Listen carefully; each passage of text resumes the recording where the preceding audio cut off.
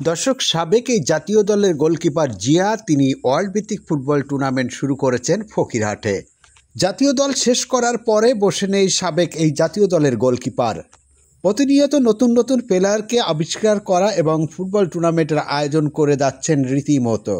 World ভিত্তিক যে football tournament আজ অনুষ্ঠিত হয় গোলবাড়ির মাঠে, অংশগ্রহণ করেন গোলবাড়ি ওয়ার্ল্ড এবং কলকলিয়া ওয়ার্ল্ড। বিনোদনের জন্য এই ওয়ার্ল্ড ভিত্তিক টুর্নামেন্ট হয়তো সেরা বিনোদন হতে পারে, কেননা এই ধরনের লোকগুলো সবসময় ফুটবল খেলতে পারে না, ইচ্ছা থাকলেও উপায় নেই।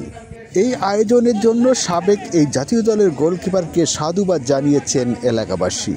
এই ধরনের আয়োজন যাতে ভবিষ্যতে আরও হয়, কেননা এই ওয়ার্ল্ডের বাইরে কোনো প্লেয়ার খেলতে পারবে না এই টুর্নামেন্টে। সেরা এই বিনোদনে খেলার ইচ্ছা না থাকলেও ওয়ার্ল্ডের সাথে খেলতে হচ্ছে এই খেলা।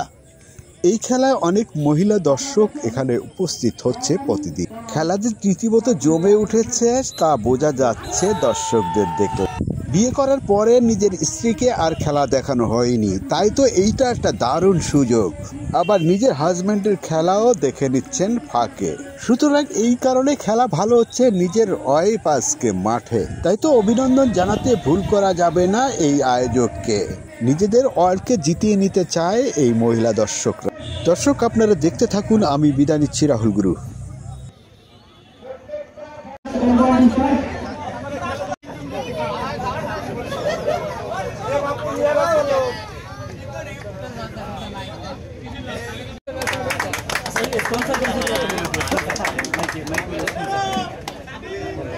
প্রত্যেকটা খেলা ম্যান অফ দ্য ম্যাচের পুরস্কার দেবে সাবসিড রেসপন্স ইউনিয়ন বাজার।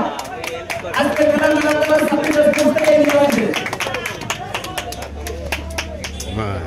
ওইটা খুলে হাতে দলি ভালো হতো না, খুলে দাও গেঞ্জিরা বাড়ি করে হাতে দলি আরো ভালো।